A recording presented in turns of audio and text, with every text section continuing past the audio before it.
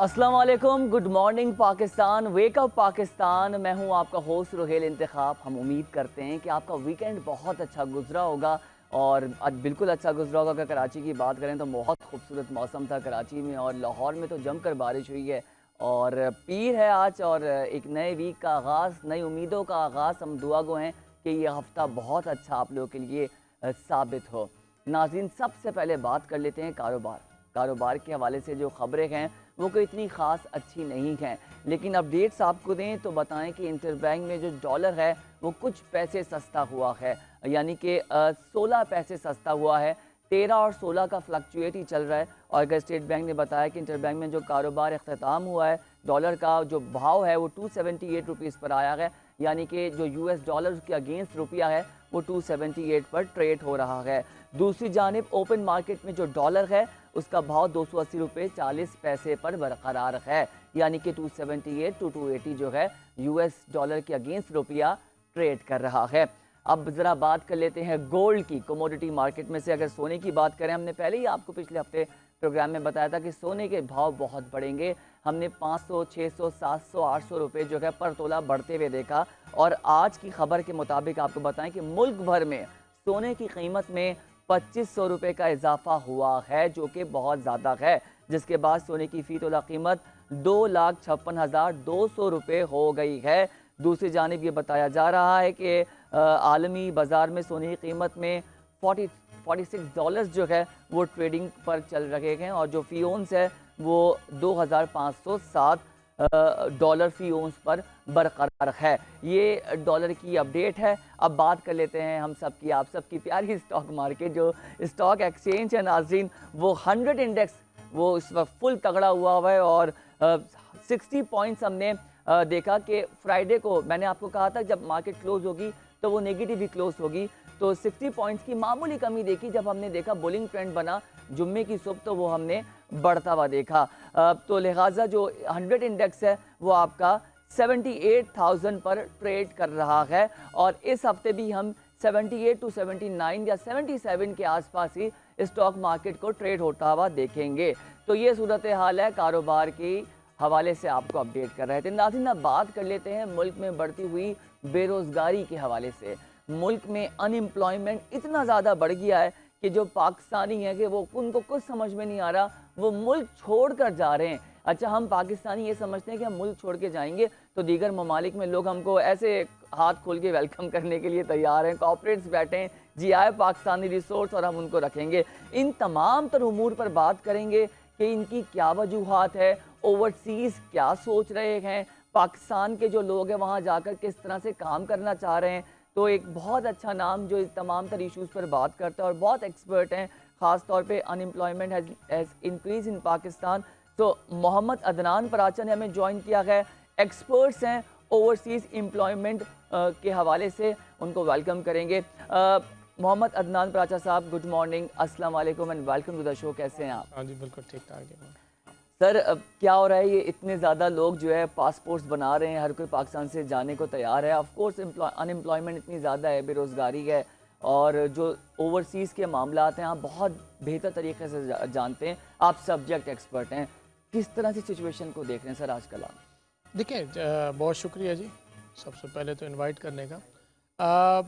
इस टाइम पे जो पासपोर्ट्स का जो इशू है ये पिछले कई महीनों से चल रहा है। अब ये है कि आपने देखने में ये आया है कि आपकी जो फीसिस थी वो भी डबल हो चुकी हैं, लेकिन उसके बावजूद पासपोर्ट का इजरा जो है 3-3 महीने 4 महीने डिले हो रहा है। अर्जेंट पासपोर्ट भी डिले हो रहा है, फीसिस भी डबल हो गई हैं। जो स्पेशली हमारे जो उम्रा पे या ज़ियारात पे जाने वाले लोग हैं वो अफेक्ट हो रहे हैं। आपकी जो एम्प्लॉयमेंट वीज़ाज़ पे जाने वाले जो लोग हैं वो बहुत ज़्यादा इफ़ेक्ट हो रहे हैं। होता क्या है कि आपके पास जब भी वीज़ाज़ वगैरह की डिमांड्स आती है ओवरसीज़ प्रमोटर्स के पास, तो उसके बाद ही जो है पासपोर्ट अप्लाई करता है हमारा कैंडिडेट अपनी सिलेक्शन के बाद। अब जब सिलेक्शन के बाद 3-3 महीने पासपोर्ट नहीं इशू होगा तो कंपनी तो बाहर की आपकी नहीं रुकेगी कि उसको वो डेफिनेटली वो कहेगी कि हमें रिप्लेस करके दें। तो अक्सर देखने में ये आया कि हमारा जो पाकिस्तान का जो कोटा है, हमारे गल्फ़ के दूसरे आपके एशियाई ममालिक दूसरी साइडों पे गल्फ़ वाले वो शिफ्ट कर देते हैं। एक तो ये पासपोर्ट का इशू, इजरा का इशू, एक तो थोड़ा सा स्पीड अप करना पड़ेगा गवर्नमेंट ऑफ पाकिस्तान को, अदारों को देखना पड़ेगा इसमें कि इसके अंदर स्पीड अप किस तरह किया जा सकता है। उसके साथ साथ ये है कि जो हमारी अनएम्प्लॉयमेंट है वो बढ़ती जा रही है इस टाइम पे मुल्क के अंदर। अनएम्प्लॉयमेंट इस तरह, आपकी इन्फ्लेशन फिगर बढ़ते जा रहे हैं, आपकी इंडस्ट्री जो है वो आपकी बंद होने पे आ रही है, आपकी 40 से 50% इंडस्ट्री जो है अपनी फुल कैपेसिटी पे नहीं चल रही। उसकी वजह यही है कि आपकी इलेक्ट्रिसिटी महंगी हो गई है, गैस महंगी हुई है, तो वो वहाँ से जो फायरिंग हो रही है आपकी अनएम्प्लॉयमेंट की वजह से इंडस्ट्री में, स्पेशली आपकी एक्सपोर्ट इंडस्ट्री में और सर्विस ओरिएंटेड इंडस्ट्री भी जो है इससे इफ़ेक्ट हुई है। तो वो जो अनएम्प्लॉयमेंट है ना, वो हमारे लिए मेन इशू है इस टाइम पे कि उस यूथ को, उस बच्चे को कहाँ पे लेके जाना है। आपका इंटरमीडिएट ग्रेजुएट जो बच्चा है इस टाइम पे, उसकी जो अनएम्प्लॉयमेंट है वो हमें फोकस करनी होगी इस टाइम पे, क्योंकि आपकी देखें, हम एक चीज़ हाईलाइट तो बहुत कर रहे हैं कि जी हम मुल्क से बाहर जा रहे हैं, ब्रेन ड्रेन हो रहा है, तो आप अगर इसको फिगर आउट करेंगे तो लास्ट ईयर से तो हमारी वर्कफोर्स कम जा रही है। हमारी जो लास्ट ईयर जो वर्कफोर्स थी 2022 के अंदर हमारी वर्कफोर्स गई थी 8 लाख। 2023 में हमने इसको थोड़ा सा स्लाइटली इंक्रीज़ हुआ था, 8,65,000 के करीब जी गई थी। तो अगर हम 2024 की बात करें तो जनवरी से जुलाई 30 जुलाई जो है उसका क्लोज़ हुआ 3,90,000 हमारी वर्कफोर्स गई है। तो 3,90,000 वर्कफोर्स में हमारी जो है 2,25,000 के करीब जो हमारी सऊदी अरेबिया गई है। तो हमारी मोस्टली वर्कफोर्स सऊदी अरेबिया जा रही है। और सऊदी जो विज़न है हमारे हिज एक्सेलेंसी मोहम्मद बिन सलमान साहब का, उस विज़न के तहत उन्होंने हमें कहा था कि आपसे 1 मिलियन वर्कफोर्स पर एनम हम लेंगे।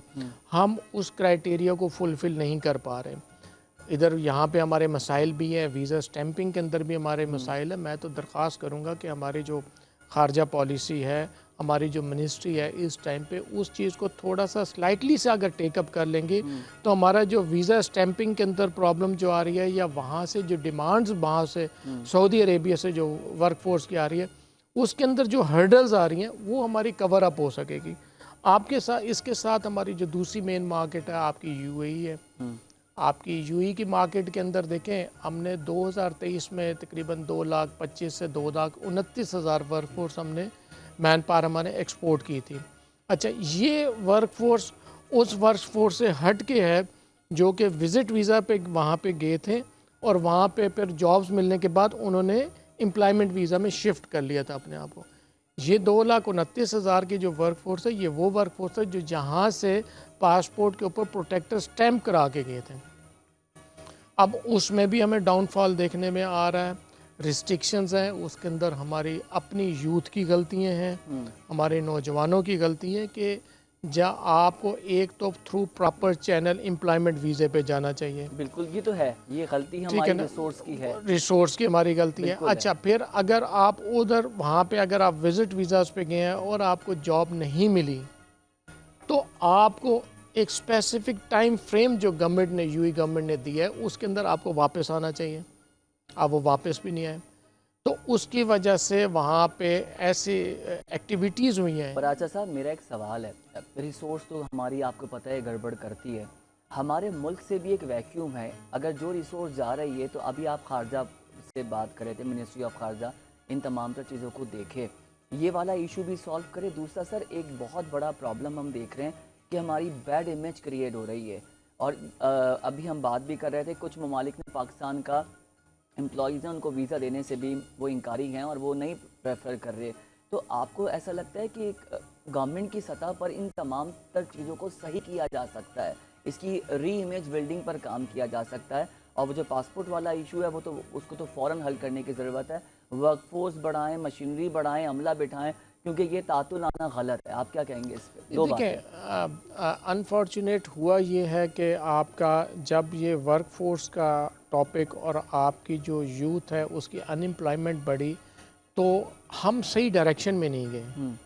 बेसिकली हमें प्रॉपर सही डायरेक्शन में जाना चाहिए था, हमें लायमल बनाना चाहिए था कि हमारी जो 9.25 लाख वर्कफोर्स 2023 में गई है, अनएम्प्लॉयमेंट की वजह से इसको हम 11 लाख पे लेके जाना था।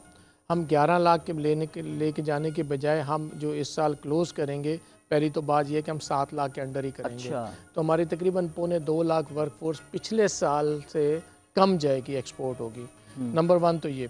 दूसरी चीज़ ये कि जो आपने बात की कि हमारा जो इमेज ख़राब हो रहा है, वो आपने बिल्कुल ठीक बात की। वही मैं बात करना चाह रहा था कि आपका जो इमेज ख़राब हुआ है हमारे ही यूथ ने, हमारे ही लोगों ने किया है कि आप उम्रा पे जा रहे हैं, वहाँ पे आप भीख मांग रहे हैं, ठीक है।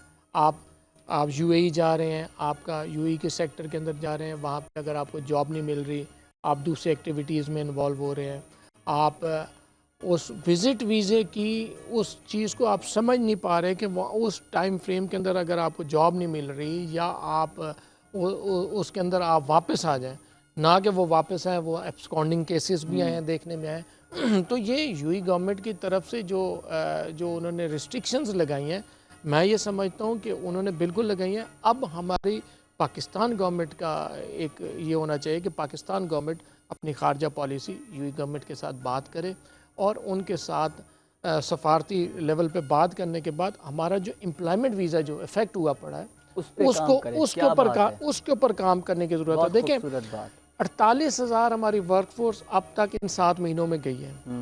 48,000 आपकी वर्कफोर्स गई है इन 7 महीनों में यूएई एम्प्लॉयमेंट पे, जो कि लास्ट ईयर जो हमारी थी 2,29,000 थी। तो अगर हम इसी की रेशो को रखें तो हमारा 70-75,000 से ऊपर वर्कफोर्स नहीं जाएगी, 1.5 लाख वर्कफोर्स हमारी कम जाएगी। तो हमें तो इस यूथ के बारे में सोचना है। और आपको मैं एक चीज़ बताऊं कि यूएई का सेक्टर वो सेक्टर है जहाँ पे हमारा एजुकेटेड बच्चा जाता है, वहाँ पे सेल्स की जॉब वहाँ पे ज़्यादा है, मार्केटिंग की, अकाउंट्स की, आपकी इस तरह की जो जॉब्स हैं ये वहाँ पे बहुत ज़्यादा है। जो कि सेल्स में हमारे जो मैनेजेरियल जो हमारे वीज़ा जो हमारे जो लोग गए थे 2023 में, अब जहाँ पे 29 से 30 हज़ार गए थे, इस 7 महीनों में 6 से 7 हज़ार हो गए। तो हमें तो उन बच्चों के बारे में सोचना है। दूसरी चीज़, एक ये चीज़ बताऊँ कि एक कॉन्सेप्ट क्लियर करने की बात है कि जो कि हमारा कॉन्सेप्ट क्लियर नहीं हो रहा लोगों का, कि ओवरसीज़ एम्प्लॉयमेंट प्रमोटर एम्प्लॉयमेंट वीज़े का काम करता है, वो विजिट वीज़े का काम नहीं करता। ये जितने भी केसेस आए हैं तो वो विजिट वीज़े के ऊपर आए हैं। एम्प्लॉयमेंट वीज़े के ऊपर तो मैं जाऊंगा वहाँ पे, जैसे ही मैं लैंड करूंगा next day I will be deploy on the job, ठीक है ना, वो तो स्टेटस क्लियर है। अब जो विजिट वीज़ों पे जो प्रॉब्लम आई है वहाँ से प्रॉब्लम, उस प्रॉब्लम को सॉर्ट आउट करने के बजाय हमारे ऊपर स्क्रूटनी टाइट कर दी गई, क्या हमारे ऊपर क्या एम्प्लॉयमेंट वालों पे। अब हम यही शोर में चाह रहे हैं कि employment visa is something else, visit visa एक अलग चीज़ है। एम्प्लॉयमेंट वीज़े को तो एटलीस्ट खुलवाएं ताकि हमारी जो अनएम्प्लॉयमेंट यहाँ पे बढ़ रही है उसको हम तकरीबन जो है हमारा तक 70 से 80 हज़ार वर्कफोर्स जो हमारा यूएई इस साल जा सकता था इन 7 महीनों में, वो हमारा नहीं गया। अच्छा प्राचा साहब, आप ये एक तासुर हमारे यहाँ ये भी है कि आजकल हर कोई जो है वो कंसल्टेंट बन के बैठा हुआ है और यूथ को गलत गाइड किया जा रहा है। जो मेरी नॉलेज में चीज़ें आई सुनी मैंने कि जी विजिट वीज़े पे चले जाएं फिर एम्प्लॉयमेंट आपको मिल जाएगी।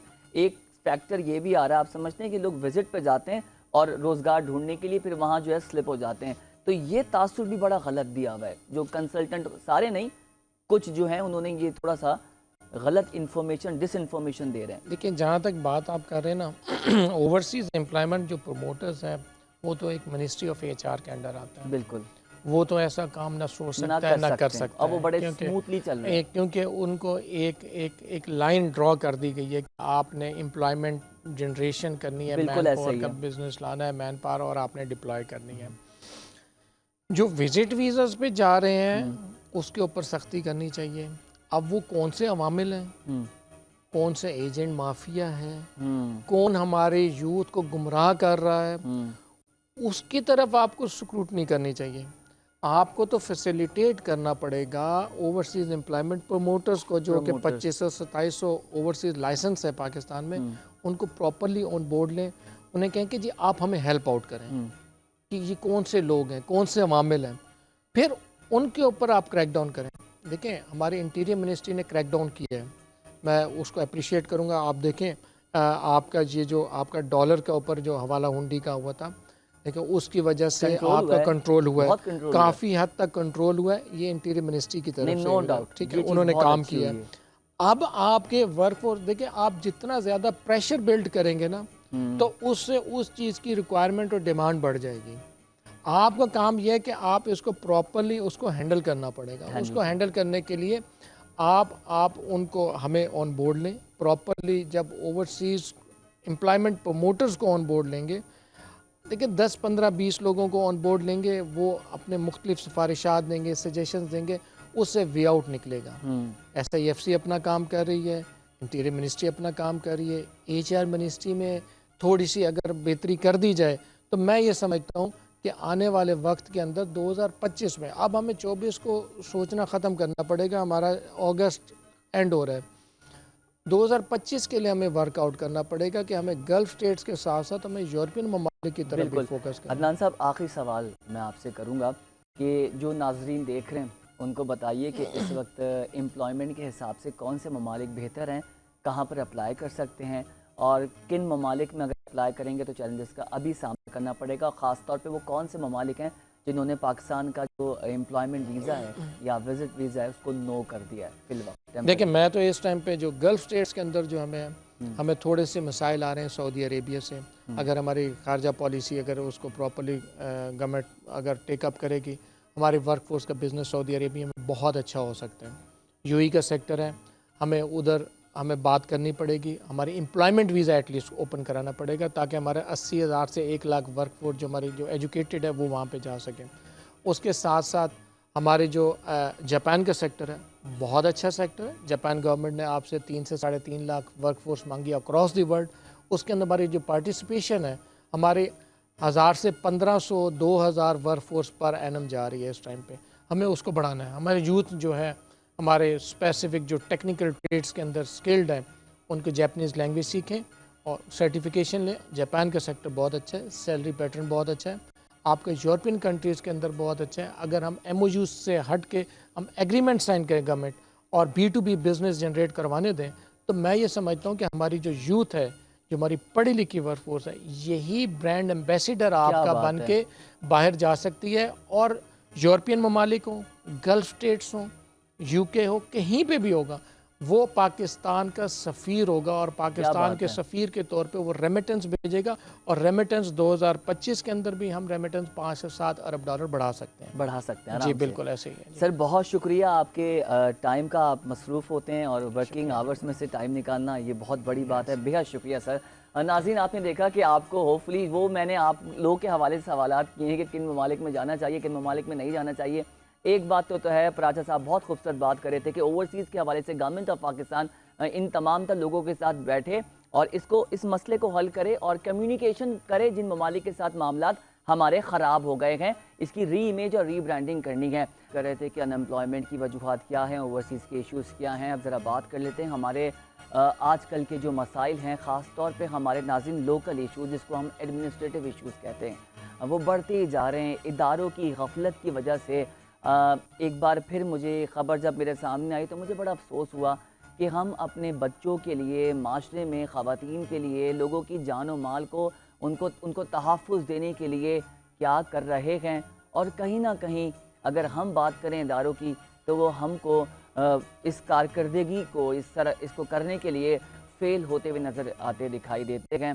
वो बस मैं इस पर बहुत बात करना चाहता हूँ, लेकिन मैं ज़्यादा बात इसलिए नहीं करूँगा क्योंकि बात फिर बहुत आगे तक निकल जाएगी। बहरहाल ख़बर आपको बताएं कि रेस्क्यू 1122 के अहलकारों की मुजरिमाना गफलत का वाक़या सामने आया है। कराची का इलाका है, आपको पता है नाज़माबाद है, और वहाँ पर कराची के इलाका नाज़माबाद में 13 साला सिराज जो है वो जान की बाजी हार गया है। वो कुएँ में गिर गया था और उसको अमले ने चेक भी किया कि उस वक्त उन्होंने कहा कि नहीं जी, कोई कुएँ में बच्चा नहीं है, कोई जानवर मरा पड़ा हुआ है। फिर दोबारा चेक किया तो उसकी लाश बरामद हुई है।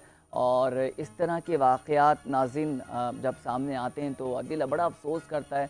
और सिराज तो चला गया, लेकिन एक सवाल छोड़ गया इन तमाम तर इदारों पर कि इसकी यानी कि इसकी जो ज़िंदगी ये हार है, इसकी जो मौत है, उसका ज़िम्मेदार स्टेट है, महकमे हैं, आप हैं या हम हैं, कौन हैं। और कल को अगर सिराज गिराए तो किसी और का सिराज भी गिर सकता है। इस हवाले से नाज़रीन एक पैकेज है, वो देखें, फिर मज़ीद बात करते हैं।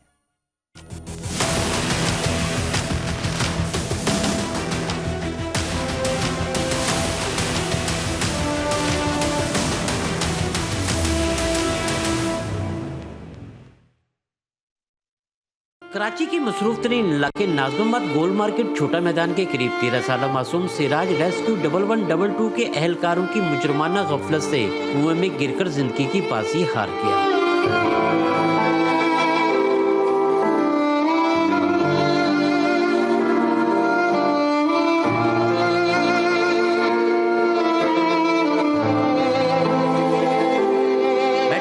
सिटी पाकिस्तान का कारोबारी हब बुनियादी सहूलियत से महरूम तो था ही, अब शहरी इदारों की गफलत से शहरियों की जानें भी निकलने लगा।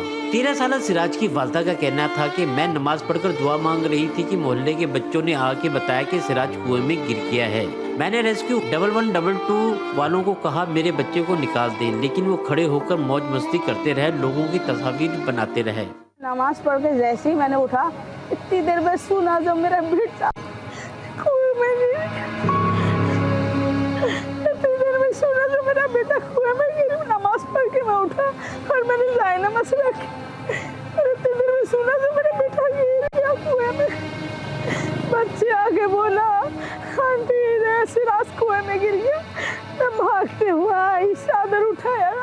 मोहल्लेदार एनी शाहिद का कहना था कि मेरा बेटा मेरे पास भागते हुए आया कि एक बच्चा कुएं में गिर गया है। अहले मोहल्ला कोशिश कर रहे थे कि मैं इनके साथ कोशिश में लग गया। हमने ईदी छिपा वालों को फोन करके बुलाया। इन्होंने कहा रेस्क्यू 1112 को कॉल करें, इनके पास सारे हालात होते हैं। 1 घंटे तो रेस्क्यू एहलकार तैयारी में ही लगे रहे। कुएं के ऊपर से टॉर्च मारकर कहा नीचे बच्चा नहीं है, कुत्ता घूम रहा है, और चले गए। मेरा बच्चा मेरे पास दौड़ते हुए आया कि बाबा ये जो कुआं है सामने, इसमें एक बच्चा गिर गया है। तो वहाँ देखा 7-8 बच्चे जमा थे और 1-2 लोग ऊपर से आवाज़ें दे रहे थे, देखने की कोशिश कर रहे थे। मैं भी उनके साथ जाके खड़ा हो गया और फिर इस तरह पब्लिक बढ़ती गई और लोग भी आ गए। किसी ने एम्बुलेंस को कॉल कर दी, ईदी को, किसी ने चीपा को, फिर किसी का नहीं आ रही है। तो कुएँ का मामला है, यहाँ टेक्निकल टीम चाहिए। अब रेस्क्यू 1122 जो है उनके पास सारे इक्विपमेंट होते हैं, उनको भी कॉल करें। इस तरह से उन्होंने 2 से 3 अटैम्प्ट किए हैं। तीसरी अटैम्प्ट के बाद वो कुत्ता जाके नीचे से ले आए हैं, बट उनको बच्चा नजर नहीं आया। रेस्क्यू 1122 के एहलकार बहाने करते रहे, एक दूसरे का ब्लड प्रेशर चेक करते रहे। अहले मोहल्ला के इसरार पर रेस्क्यू 1122 के एहलकार नीचे गए तो कुत्ते को लेकर आए, लेकिन बच्चे को नहीं ला सके। रेस्क्यू एहलकारों ने कहा नीचे बच्चा नहीं है। 5 न्यूज की टीम नाजमाबाद गोल मार्केट पहुंची। अहले मोहल्ला से राब्ता करने पर कुछ और ही पता चला। 6 बजे के करीब वाकया हुआ। रेस्क्यू 1122 एहलकार आए और इन्होंने सीसीटीवी फुटेज को झुठलाते हुए कहा कि बच्चा कुएं में गिरा ही नहीं। बच्चे की वालदा और अहले मोहल्ला रेस्क्यू 1122 की मिन्नतें करते रहे कि बच्चे को निकाल लो। गैर तरबियत याफ्ता रेस्क्यू 1122 के एहलकार एक दूसरे को कहते रहे तुम अंदर जाओ, तुम अंदर जाओ।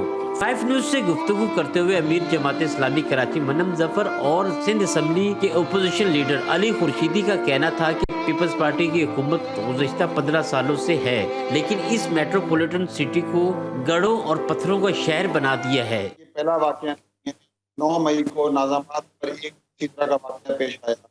इसी तरह जुलाई के महीने में ब्लॉक आर नॉर्थ नाज़ाबाद में इसी बारिश की सूरत में एक बच्चा गटर में चला गया और उसमें उसको बचाने के लिए 1122 के लोग वहाँ मौजूद थे, लेकिन वो नहीं उतरे। इसी तरह 1 नंबर नाज़ाबाद के अंदर भी वाक़या पेश आया। ये तो सरासर मुजरिमाना गफलत है, नाअहली है। और हम तो सवाल ये करते हैं कि देखिए सिविल डिफेंस का इदारा किधर है। सूरत-ए-हाल सिर्फ एक जगह या एक वाक़े से मुंसलिक नहीं है। कि पिछले 15 सालों से इस सूबे के तमाम मामला कमोबेश इसी अंदाज से चल रहे हैं। भाई अगर एक एम्पावर्ड लोकल गवर्नमेंट सिस्टम यहाँ मौजूद नहीं हो, इसी तरह रेस्क्यू एंड रिलीफ का जो महकमा है, अगर वो उसमें जो है वो टेक्निकल एस्पेक्ट को सामने रखते हुए लोगों को भर्ती नहीं किया जाएगा और सियासी भर्तियां की जाएगी, तो देखिए इस तरह के वाकयात होंगे। ये कोई एक वाकया थोड़ी है। 1122 रेस्क्यू के तर्जमान ने प्रेस रिलीज जारी करते हुए जिसमें बच्चे के गिरने की खबर को झूठी करार देकर कानूनी चाराजोई करने का फैसला किया है। शहर कराची की इंतजामिया के दावे तो बहुत बड़े बड़े हैं। अरबों रुपए का बजट होने के बावजूद गुज़िश्ता 1 साल में सैकड़ों बच्चे और बड़े इन गढ़ों और कुओं में अपनी जानें गंवा चुके हैं। ये शहर लावारिस शहर लगता है।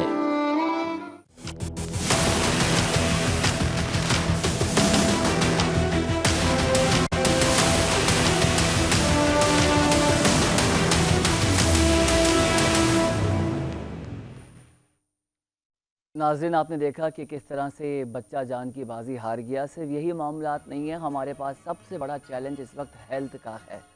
शोबा सेहत में इस वक्त इतनी तबाही है पाकिस्तान के, अगर इदारों की बात करें हेल्थ इश्यूज़ के हवाले से हमें कुछ चीज़ें बेहतर नज़र होते हुए नहीं आ रही। एक और बीमारी पाकिस्तान में आपको बताएं कि मंकी पॉक्स के जो केसेस हैं उसमें हमें इजाफा देखने में मिल रहा है। पाकिस्तान में रवा साल मंकी पॉक्स के 3 केसेस सामने आए थे और आलमी इदारा सेहत ने मंकी पॉक्स को आलमी हेल्थ एमरजेंसी करार दे दिया है। और नाज़रीन, हमारे पास अभी तक इसकी ना तो कोई वैक्सीन आई है, ना प्रॉपर इसकी मेडिकेशंस या ड्रग या कोई केमिकल जो है इजाद किया गया है ताकि इससे लोगों को निकाल सकें। ये बताएं कि इस वक्त कोई भी ऐसी वैक्सीन, जैसे मैंने कहा, किसी भी अस्पताल में दस्तयाब नहीं है, कोई फार्मूला ऐसा नहीं बनाया जिससे इसकी तशख़ीस कर सकें।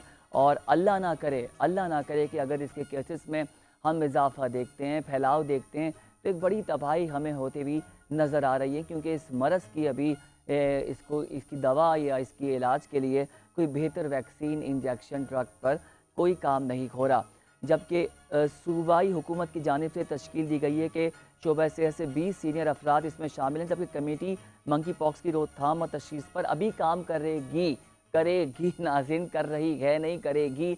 और अल्लाह ना करे मेरे मुँह में खाक के कोरोना वायरस जैसी सूरत हाल ना पैदा हो जाए और एक अफरा तफरी या एक एमरजेंसी ना हो जाए। अभी भी देखिए हमारे पास जो हेल्थ के इश्यूज़ हैं, हम पोलियो पर भी काबू नहीं पा सके, हम टीबी पर भी अभी अपने पिछले हफ्ते भी बात की, उस पर काबू नहीं पा सके। तो ये एक नई बीमारी जन्म ले रही है। तो इसकी रोकथाम के लिए हमारे पास जो बजट्स आते हैं, अभी भी आपने देखा होगा कि रवा साल बजट आया, फिर अभी अगले बजट की बात हो रही है। जो सरकारी बजट हैं, जो हेल्थ इश्यूज़ के बजट्स हैं, वो आवाम सवाल करती है वो कहाँ जा रहे हैं, कहाँ लग रहे हैं। और ये जो बजट्स आते हैं ये इन्हीं कामों के लिए होते हैं कि जो आम आदमी है उसकी सेहत का ख्याल रखा जा सके, उसको कोई बीमारी हो तो उससे वो लड़ सके। तो अभी देखें सिचुएशन क्या है। आपको ये भी बताएं कि मंकी पॉक्स की क्या अलामतें हैं, ये क्या जानलेवा है। तो तिब्बी माहिरीन के मुताबिक इदारा सेहत ने मंकी पॉक्स से मुतालिक हेल्थ एमरजेंसी नाफिज कर दी इंटरनेशनल अगर बात करें तो। और मंकी पॉक्स इन्फेक्शन जानवरों से इंसानों में फैलता है। अभी आपने हालिया देखा कि आपने ईद कुर्बान की और उसमें बड़ी तादाद में जानवर आप लेकर आए कुर्बानी के हवाले से, तो अब आपने उस जानवर को हाथ भी लगाया, खिलाया पिलाया भी, अपने घर के बाहर बांधा। तो इस तरह से वो बीमारी जो है जन्म ले रही है। ये भी बताएं कि तिब्बी माहिर ने बताया कि मंकी पॉक्स इन्फेक्शन एक इंसान से दूसरे इंसान में भी फैल सकता है। नाज़रीन, ये इतना ख़तरनाक है कि अगर किसी एक इंसान को हो तो दूसरे इंसान को फ़ौरन लग जाएगा। तो लिहाजा उसका खाना पीना, उठना बैठना, हर चीज़ आपको अलग करनी पड़ेगी, इतना अलार्मिंग है। और ये भी बताया जा रहा है कि जो तिब्बी माहिरीन हैं उन्होंने ये भी इंडिकेट किया, मैं आपको बता दूं ताकि आपकी नॉलेज में आए, बुखार जो सिम्टम्स हैं, सर्दी लगना और सर और पट्ठों में दर्द, खारिज और चक्कर आना, ऐसी अलामात जो है वो इस बीमारी की हैं। और ये भी कहा जा रहा है कि इसकी तशख़ीस के लिए जो टेस्ट रिकमेंड किया गया है वो PCR टेस्ट ज़रूरी है। ये आप करीबी, अल्लाह ना करे अगर आपको ये सिम्टम्स होते हैं तो आप जाकर करवा सकते हैं। तो ये सारी चीज़ें इतनी ज़्यादा हैरानकुन हैं कि हम कहाँ पर जा रहे हैं, किधर जा रहे हैं और हमारे इदारे कहाँ खड़े हैं। क्या ऐसा लगता है कि अब ये ज़हनी तौर पर हम तैयार हो गए कि कोई भी मुसीबत परेशानी आए कि बस उसके आने के बाद या तो फिर हमने जो बैनुल अक़वामी इदारे हैं जो फ़ंड्स देते हैं, जो कर्ज़ा देते हैं, उनसे डोनेशंस की इमदाद कर दें। हमारे यहाँ तो यही होता है नाज़रीन, अल्लाह ना करे कोई सैलाब अगर मुस्तक़बिल में हो, लेकिन माजी में देखा कोई सैलाब आता है, कोई वाक़या होता है, कोई अर्थक्वेक वाला वाक़या तारीख़ का पाकिस्तान में जो सबसे बुरा आया था, तो उसके बाद हम मुंतज़िर होते हैं बैरूनी इमदाद के। ये हम लोगों का हाल है और हमें अपना माजी हम देख रहे हैं। तो अल्लाह ना करे, मैं बार बार ये बात करता हूँ कि वैसे पाकिस्तान में माशी चैलेंजेस इतने ज़्यादा हैं, आप और हम लोग एक नफ्सा नफ्सी का शिकार हैं और बहुत परेशान हैं। तो अल्लाह से दुआ है कि ये जो मंकी पॉक्स वाली बीमारी है ये पूरी दुनिया से ख़त्म हो और फिर पाकिस्तान पे इसका करम भी हो और वहाँ से भी बीमारी ख़त्म हो। मैं तो सबके लिए दुआ करता हूँ जहाँ जहाँ इंसान बचते हैं वहाँ ये बीमारी, और कोई भी बीमारी हो नाज़रीन, बीमारी अच्छी नहीं होती है और जो मरज़ में मुब्तला होता है वो बड़ा परेशान होता है। रब्बुल इज़्ज़त सब के लिए आसानियाँ करेगा। हम हेल्थ इश्यूज़ की बात कर रहे थे नाज़रीन, अब हम बात कर लेंगे कि इस वक्त मुल्क में तालीम और तरबियत की बड़ी ज़रूरत है। और इंसान जो है तालीम तो हासिल कर लेता है लेकिन तरबियत जो है वो उनकी नहीं हो पाती। उसके बहुत सारे रीज़न्स हैं। उसका सबसे पहले तो ये कि आप अपने घर से क्या सीख रहे हैं, ठीक है, किसी वजह से, रिसोर्स कम होने की वजह से, वसाइल ना होने के बराबर आपने इस मुल्क में तालीम जैसे तैसे हासिल कर ली। उस तालीम हासिल करने के बाद उसकी आप में तरबियत क्या हुई हुई है, ये बड़ा इंपॉर्टेंट फैक्टर है कि तालीम तो आप हासिल कर लेंगे, पहले सबसे बुनियादी चीज़ जो है कि आपकी अपनी घर से तरबियत, फिर माशरा आपकी तरबियत करता है, फिर जहाँ आप जाते हैं, जिस इदारे में काम करते हैं या जहाँ से आप उठते बैठते हैं, देखते हैं लोगों को अपने सराउंडिंग्स में, तो आप कुछ ना कुछ सीखते हैं। और इंसान ये है कि नेगेटिव चीज़ को बहुत जल्दी से जो है वो कैप्चर करता है या एब्जॉर्ब करता है। लेकिन आप और हम जब एक तालीम का सिलसिला हासिल करते हैं, सिर्फ डिग्रीज़ के लिए नहीं करते। डिग्री तो भाई आप इसलिए लेते हैं कि आप बता सकें कि आप तालीमी याफ्ता हैं, या आपको कहीं पे उसकी अप्रूवल्स चाहिए, कहीं दिखाना है कि एक सनद for the purpose of verification. दूसरी चीज़ होती है कि उस तालीम को हासिल करने के बाद आपने अपने अंदर क्या चीज़ उसको इस्तेमाल की, या अपने हिसाब से आपने कैरी कैसे किया ख़ुद को, तो वो कैरी करना बड़ा इम्पॉर्टेंट है। हम ये भी देखते हैं कि जी बड़े बड़े लोग आपको नज़र आते हैं, बड़ी डिग्रीज उनके पास हैं, लेकिन वो एक अच्छा इंसान बनने से कासिर हैं, वो एक अच्छा इंसान नहीं बन सके। उसकी बड़ी वजह ये है, उसका फुकदान ये है उस चीज़ का कि उन्होंने तालीम तो हासिल कर ली, लेकिन कहीं ना कहीं उनकी अपनी ज़ात में वो तरबियत की कमी रह गई। उस तरबियत को पूरा करना, उस तरबियत को देखना वो बड़ा इम्पॉर्टेंट है, बड़ा चैलेंजिंग है। अच्छा नाज़रीन, होता ये है कि जिस वक्त अभी जो पाकिस्तानी हमारा माशरा चल रहा है, एक नफ्सा नफ्सी का दौर है, एक रेस सी लगी हुई है, हर कोई बस भागने को तैयार है, हर कोई ये सोच रहा है कि बस कैसे कैसे किस तरह से तमाम तर मामलात को लेके आके चलना है। तो ये बड़ा अजीब सिस्टम बना हुआ है, लेकिन हम आपस में भूल चुके हैं कि रिश्तों की अहमियत क्या है। तरबियत आपके रिश्तों की अहमियत को भी बड़ा उजागर करती है कि माँ बाप से बात करने का तरीक़ा क्या होना चाहिए, भाई बहनों से मुखातिब करने का क्या तरीक़ा होना चाहिए। दोस्तों में तो आप चले जाते हैं, लेकिन अब दोस्तों के साथ भी आपकी नहीं बन पा रही, या आपसे उनके कॉन्फ्लिक्ट्स हो रहे हैं। पहले ये होता था कि जो दोस्तियाँ यारियाँ हम देखते थे वो लोगों की सालों साल चलती थी। आज आप देखें सिर्फ दोस्त जो है मफाद के लिए एक दूसरे को इस्तेमाल कर रहे होते हैं, या ये कहिए कि रिश्ते सिर्फ मफाद के लिए हैं। आज आप अगर किसी के काम आ रहे हैं तो आप काम के हैं, आप किसी के अगर काम नहीं आ रहे तो आप बेकार हैं, आपसे कोई ताल्लुक़ नहीं रखेगा, आपको अपनी दावतों में नहीं बुलाएगा, आपको अपने घर में नहीं बुलाएगा कि ये आकर हमसे कुछ मांग ना ले, या ये हमारे घर को या हमारी शान व शौकत को नज़र ना लगा दे, या ये हमारे मुकाबले में ना आ जाए। अगर मुकाबले में आ जाएगा तो फिर एक आपसे कंपैरेटर के तौर पर देखा जाएगा। बहुत सारे रीज़न्स हैं, लेकिन एक चीज़ है नाज़रीन, हमेशा याद रखिएगा, तरबियत का जो मामला है आपकी वो आपके साथ चलता है। किस तरह से आप अपनी चीज़ों को लेके चल रहे हैं, और मकाफ़ात अमल आप जैसा करेंगे माशरे में, अपने घर में, अपने लोगों के साथ, आपके साथ भी वैसा होगा। और आप यकीन जाने ऐसा होता है। अच्छी करने के अच्छे नताइज मिलेंगे, बुरी करने के बहुत बुरे नताइज मिलेंगे, और वो बुरे नताइज दुनिया में भी मिलेंगे और आखिरत में भी मिलेंगे। अच्छा, प्रॉब्लम ये आता है कि लोग कहते हैं भाई हम अच्छे नहीं बन सकते, क्योंकि हम सामने वाले के लिए बड़ा अच्छा करें, आगे से वो हमारे लिए अच्छा नहीं करेगा। देखें तो ये जो आप अच्छा करेंगे ना, तो ये कैसे बेहतर रहेगा। तो ये सारी चीज़ें तालीम और तरबियत की हैं। नाज़रीन, अगली बात हम कर लेते हैं। सुपर ब्लू मून की बातें हो रही हैं, ये क्या है, ये कहाँ से आया, ये किस चिड़िया का नाम है, ये आपको बताते हैं। Super blue moon to light Pakistan sky on August 19। नाज़रीन, बताया जा रहा है कि सुपर ब्लू मून 19 अगस्त को पाकिस्तान के आसमान को रोशन करेगा, और कहा जा रहा है कि जो चांद है वो नीला होगा, और वो बहुत करीब हो जाएगा ज़मीन के, और वो जो ब्लू उसकी जो शेड्स हैं वो बहुत ज़्यादा आपको देखने को मिलेंगे। सुपर ब्लू मून 19 अगस्त 2024 बरोज़ पीर 11:26 पर पाकिस्तान के आसमान में नमूदार होगा, और लोग उसको देखेंगे। अच्छा, इसका ये बताया जा रहा है कि नुकसान ऐसा नहीं है कि जी आप देखते हैं कि सूरज ग्रहण होता है या चांद को ग्रहण लगता है तो उसमें नुकसानात बताए जाते हैं। इस हवाले से अब तक रिसर्च के मुताबिक कोई ऐसे नुकसानात सामने नहीं आए हैं। आसमानी वाक़या पाकिस्तान का पहला सुपर मून होगा, ये बताया जा रहा है अकॉर्डिंग टू द रिसर्च, जिसके अगले 3 सेट 18 सितंबर, 17 अक्टूबर और 15 नवंबर 2024 को नज़र आएंगे। देखें आप क्लाइमेट चेंज से क्या कुछ देखने को मिल रहा है नाज़रीन, आगे देखें क्या क्या होता है।